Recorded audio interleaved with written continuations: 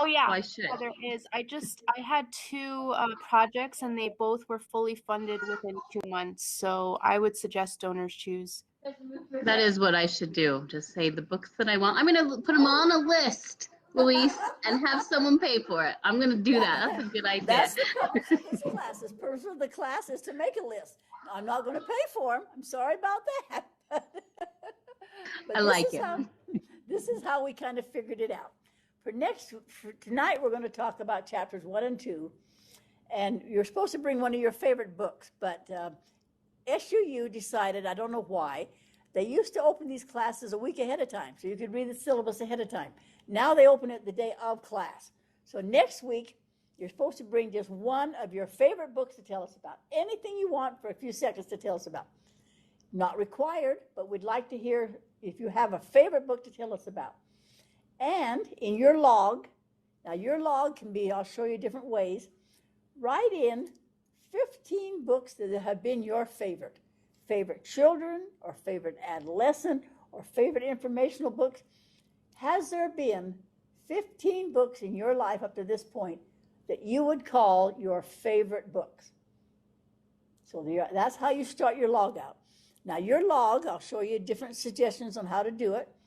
So next week we're going to talk about favorite books. And then the people that are going to do things from the 20s. Tonight I'll do the 20s, 30s, 40s, and 50s. And I'll share the Callicotts and the Newberries.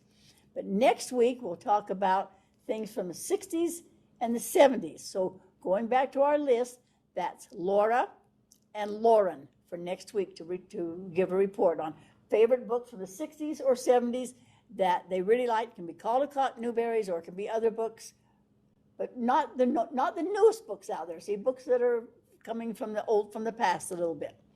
Next week we'll read chapters 3 and 4. So it tells you here which ones we're going to read every week and what years, and you can see so that's a total of 100 books if you do that by the end of the year, by the end of the class. Questions? Now, the way to do your book log, it can be on a notebook, it can be on the internet, it can be on cards, it can be any way that's of use to you. One example is at the end. First we'll go through all the agendas and all the things we're going to learn. But at the end of the syllabus here is one way of doing it that may or may not be useful to you. Is right there. And they just simply made a list and they put the author, the illustrator, the title. I put it together. You can see that to make it fit the page. Was it multicultural? What genre was it? What reading level? And kind of what was it about? You can do something like that if you want to be that complicated. If you just want to put it on index cards, if you want to put it in a recipe box, if you want to put it on the file, if you want to keep it in a notebook, so that you can go back 2 years from now and say, I remember that book, and now I can use it because now I have this child that needs it. So that's any way that's useful to you. There's also the library survey right here if you want to. How many books in this library? How many checked out last year? How many in all these different categories? Just so that you get to know what's in your school library or your local library, or just to make you aware of your surroundings so that you can tell the children. You can't teach the children if you don't know what's out there either. If you don't want to do the survey, say, I have no interest in doing the survey, and you'll still get the points because I'm not worried about points. I'm worried about introducing you to what's in your area. Roosevelt has not had a real good library. They've had one now. The man just earned a big award for it, and now they're building a whole brand new one here in Roosevelt. It's going to be huge. Vernal has a good one, but nobody hardly ever goes to it. So it's just to make you aware. Now, comments, questions? What we're going to do each week is talk about books. You're going to share what you bring. And also, if you, like for next week, let me go back to next week. Next week, we're going to be talking about chapter, and I go back up to the chapters, you know what I'm talking about. It takes me just a second to go back up. Oh, I went too far. Excuse me, went too far. Just a second. I'll find where I'm at, where it shows each class. Okay, So for tonight, we're looking at chapter 1 and 2, and we're going to talk about favorite books. Next week, we're going to read chapters 3, 4, and 5. 3 is about what is a well-written book. 4 is about what's a well-illustrated book. And 5 is about history. So if you could find something on those topics, this is the best well-written book I think I know, or the best well-illustrated book I know. So we kind of like to stay on that topic, and you can find examples of books that are well-written or well-illustrated. So even though you're not presenting next week, like Lauren and Laura are, you can still bring a sample if you want to bring a sample of a well-written or a well-illustrated book next week, even though you're not presenting, if you have a good example to show the rest of us. Questions now, what we're going to do? What are you going to be graded on? Attendance, which is important because we're going to be talking and posting at the end of the class, responding to your classmates. Going to the library to see what's there if you want to. If not, say I don't want to do the library one, that's fine. It says one lesson plan. SUU puts that in because they're working with students on campus, trying to teach lesson planning. I am not teaching lesson planning. There's a million ways to do it. So to get your points for your lesson plan, all you need to do is tell us on your canvas, on the points where it says lesson plan, how you used a piece of literature in your class. That's all you need to do. You don't need to write a big, complicated lesson plan. This isn't one to teach you. This is the beginning. This is andragogy, and you are adults, and you are experienced teachers already. You do not need to turn in a lesson plan. Just on the place where it says lesson plan, you'll say, I use this book to lead into the literature class of how to weather, about the weather. Questions now? Concerns? So, Yes, so Louise, on the lesson plan, so you just want us, is it like a paragraph? Is it a page? And you want us to tell you what book we used and what we did with it? Anything that would help somebody else, probably call a paragraph or so. Say, I took Everlasting. It's modern fantasy. I used it with my 8th graders, trying to teach them what modern fantasy is. And it worked this well, or it didn't work at all. Something that might help your coworkers out there, saying, oh, that would be a good book. I might use it too. Or I might not use it. It didn't work for her. And you don't have to say it's been great success. You don't have to say this is the most wonderful book I've ever used in my life. You might say, I took Everlasting and everybody hated it. So I learned that everybody hated it. Next time I present it differently. Okay. Thank you. Comments, questions? There's with all of these books, we can use like all levels, or do they all have to be children's books? All levels. All levels. Okay. Yep. That's what I was thinking. Perfect. Yep. Any other? It tells you what we're going to read every week and what the theme of the chapters are. And if we go along with that theme, that's so much the better because it reinforces that theme. And there's all your standards. Any questions now?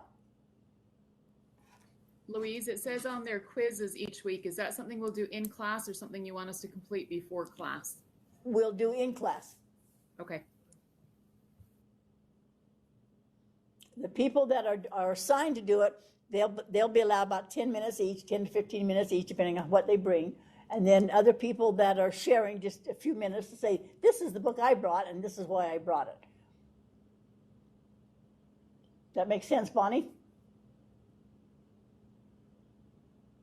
Yes. I can't hear you. Mike's not on. There you go. That makes sense to you? Yes, that's okay. good. Okay. All right, then. Let's talk about literature. Shall we talk about literature? And we also want to talk about illustrators. Remember, illustrators are important too. And in some of the lessons, we will be learning about illustrators. Let me show you the first known author. I thought this was fascinating. I just found it yesterday. Let's see if I can, I don't know how to make it bigger. Let's see if it will zoom. Let me see if I can zoom this thing. Yep, there we go.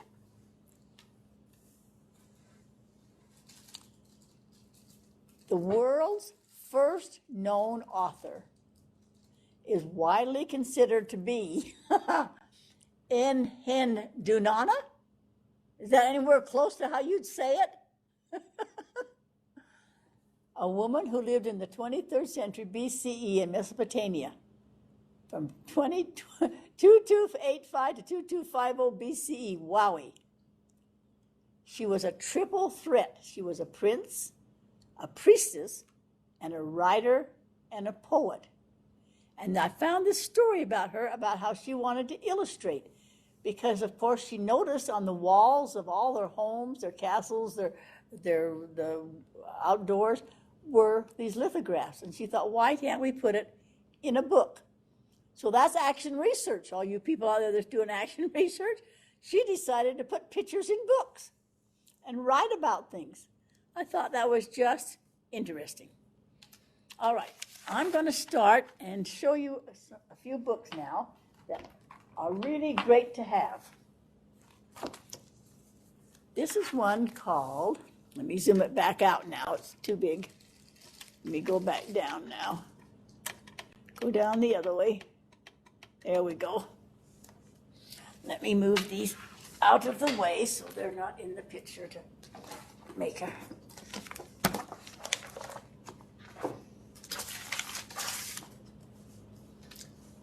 There are a lot of books out there on the internet, if you aren't real capable of or knowledgeable of knowing a lot of this, that can give you some great ideas. This is called a Caldecott celebration.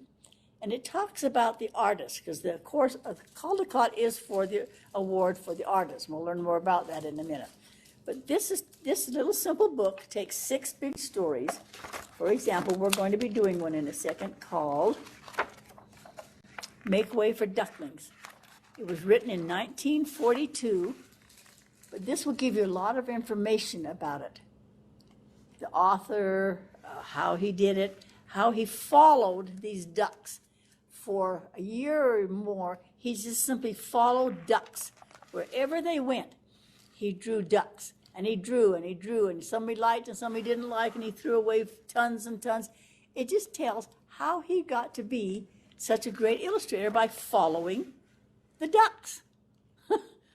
He spent years following ducks and taking pictures of ducks. So this gives them some background, because I didn't know a lot about the authors. I have this book called The Awards, and you can find a lot of these on the internet now. How they choose the Caldecott Award. There are also books like this called Using the Caldecotts Across the Curriculum. So if you want to do any of these books, it gives you some ideas of how to use them in your curriculum, how to use them in math and history and science, and gives you lesson plans and shows you how to have language arts and art lessons. So for some of us that aren't as creative as some of the rest of you, that's a great help to people. Another one, if you don't know a lot about Newberry and Caldecotts, there's books like this that people have put together. Here's this Yope and Yope again, literature-based reading activities. That's a great one. And here's another one called Hooked on Caldecott, crossword puzzles. So there's a lot of resources out there that you can use to help you if you don't know a lot about the Caldecotts and the Newberries and some of the literature you're looking for. What's so nice about the internet, just like I told you with this scary stories for young foxes, if you go to the internet, you can hear him read it. We didn't used to have that, but now you can go hear his voice and tell how his story and how he did this, and that will really catch a children's attention. Also, if you will look on your canvas, I also put on the list of all the Caldecott winners and all the Newberry winners so that you can go down and have a list of them, like if you don't know what was in 1930 or 1940. So I put that on the internet, on our canvas, and I'll show you that in a minute. So first of all, we're going to talk about the Caldecotts. Who knows what the Caldecotts are about? Somebody speak up and tell me if you already know all about the Caldecott Awards.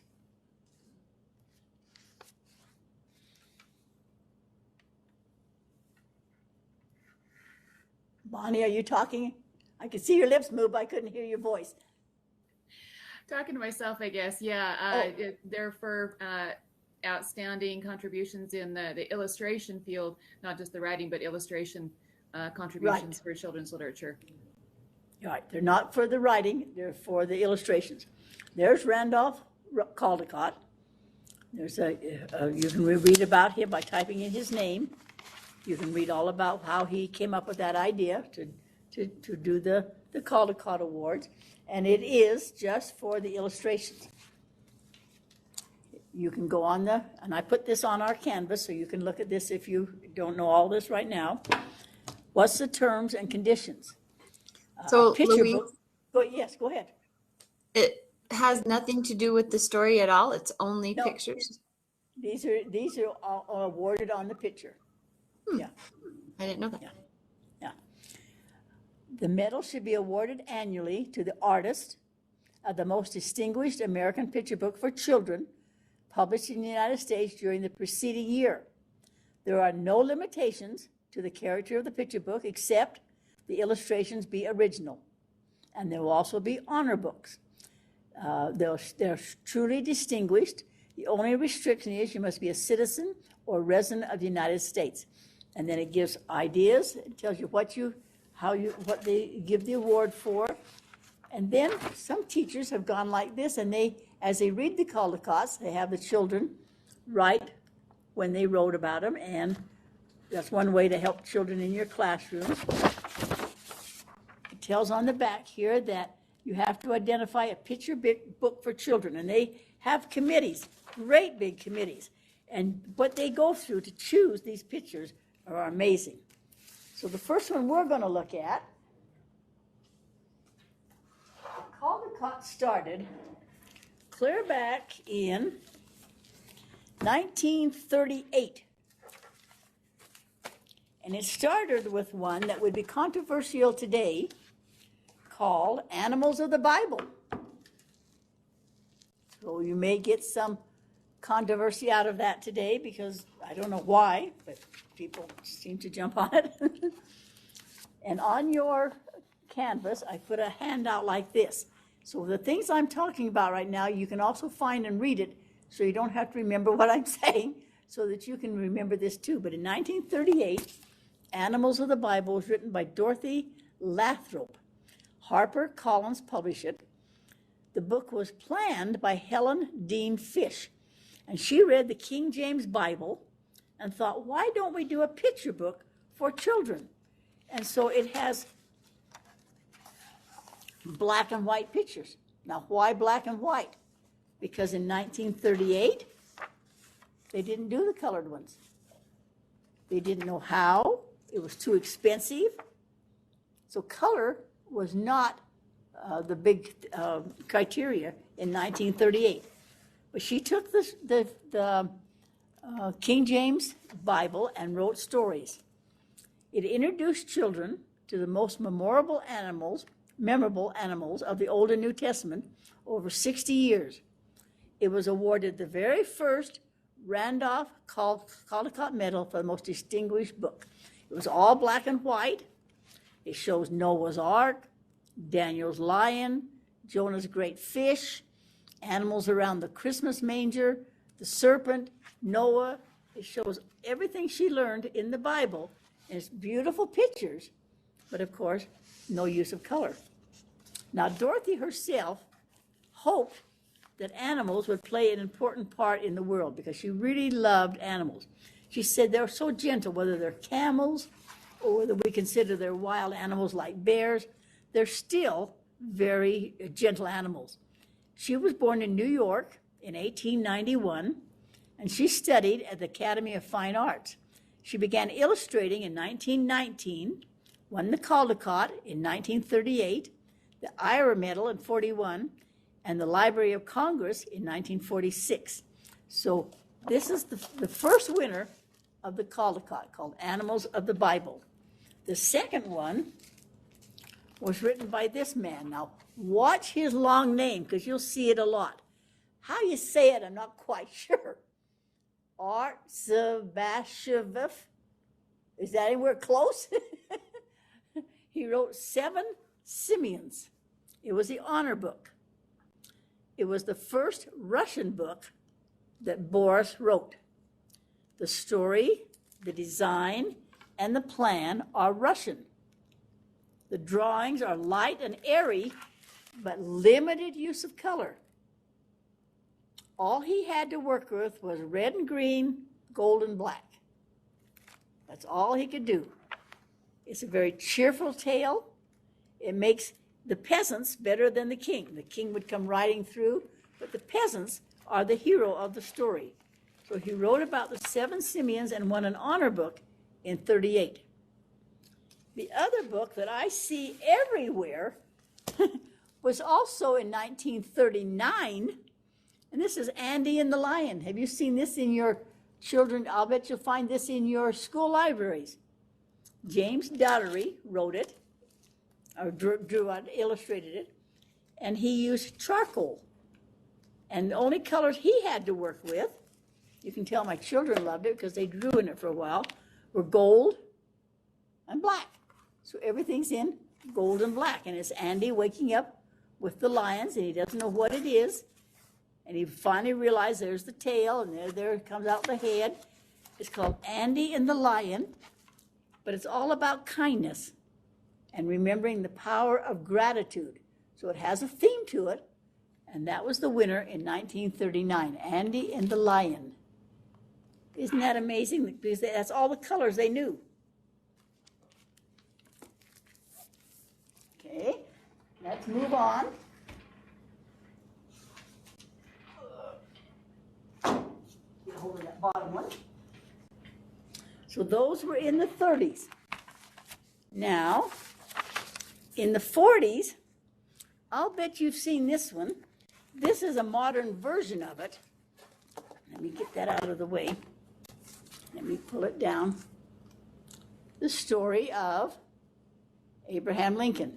So if you're studying the presidents now, or talking about politics, or any way about the government or something, would it help them to know that Abraham Lincoln was once a young boy just like them, lived on a farm, barefoot, didn't own shoes for a while? It's a great story, and it was the winner for both the author and the illustrator. So this is their name here, Ingrid and Edgar, Daulare. Daulare is a French word. But anyway, that is a picture of Abraham Lincoln. And now look at the color. Look what happened in 1 year. From only black and gold, by 1940, they had learned to use color. But it shows him working hard. As a great example, it's lithograph and pencil, but he still used some black and white to make, showing hard work and tiredness. He used color very, very effectively. So both the author and the illustrator won in 1940 for Abraham Lincoln. Another one I think you'll know is Madeline. Have you ever heard of Madeline? Here's the little girls in the Catholic school all dressing alike. Let me get that one out of there so it doesn't show the picture. In 1940, Madeline was both the author and the illustrator again, and the artwork is done in watercolor, and it's all done in black and yellow. It's all done in black and yellow. It's a story of a little girl, but this was told in rhyme, and it's about her life at a Catholic school and a dorm. So that was Madeline.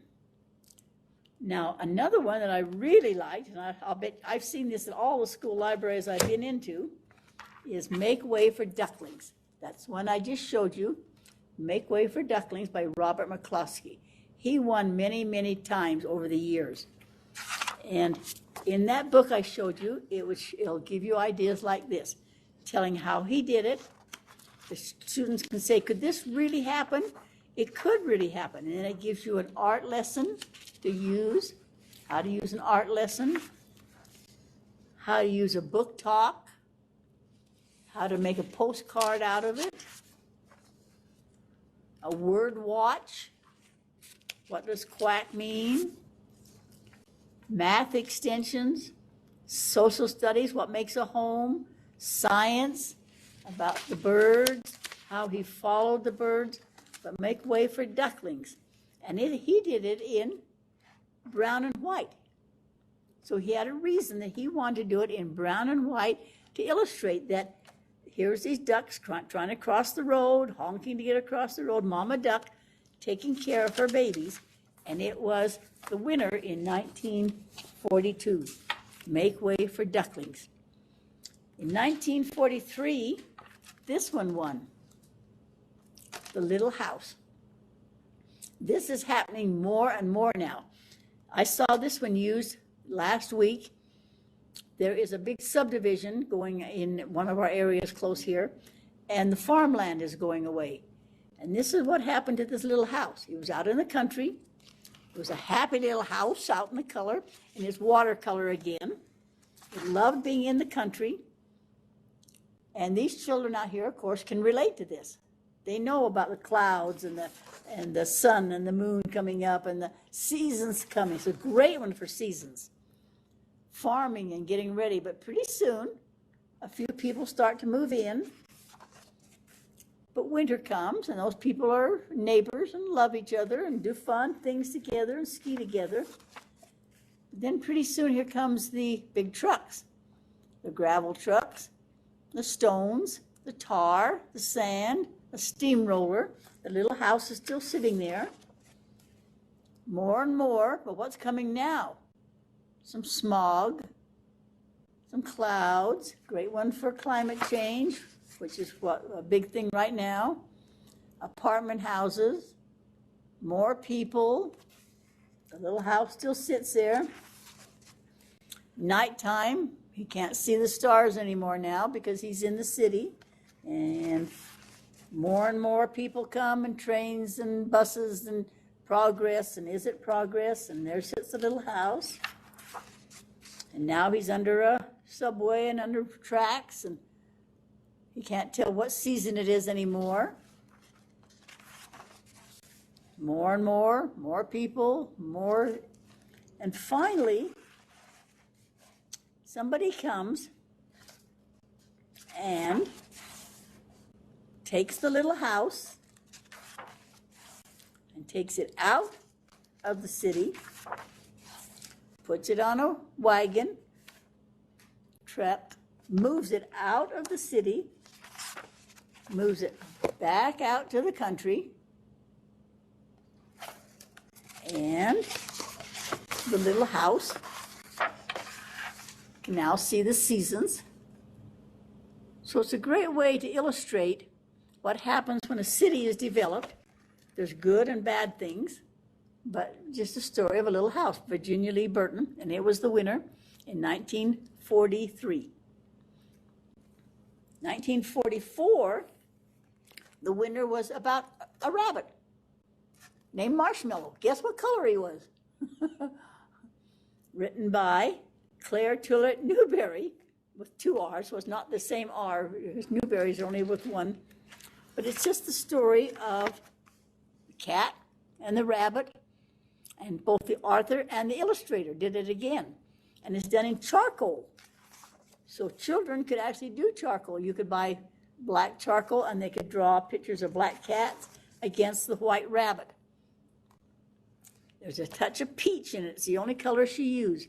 Oliver is the tabby cat, and he's always the center of attention. But then this rabbit comes, and they become great friends. I have a granddaughter right now in 4th grade who had to present a book the other day, and she owns a rabbit. So she took her rabbit to school and took this book from 1944 and showed about how special rabbits are. Now, in 1945, this is another one that might be controversial today, might not, but it's called Prayer for a Child. And it's done in pen and ink and watercolor again, and it simply is a prayer for a child. Like they used to say that a certain bless this milk and bless this bread, it all rhymes, and it just shows this little child, a prayer for a child. That was in 1945. I'm sure you've heard of this one, Goodnight Moon. If you haven't seen Goodnight Moon, there's a story all about the author and the lady who wrote it. She didn't like kids. She didn't even like kids. But she wrote this book called Good Night, Moon. And it's just simply what children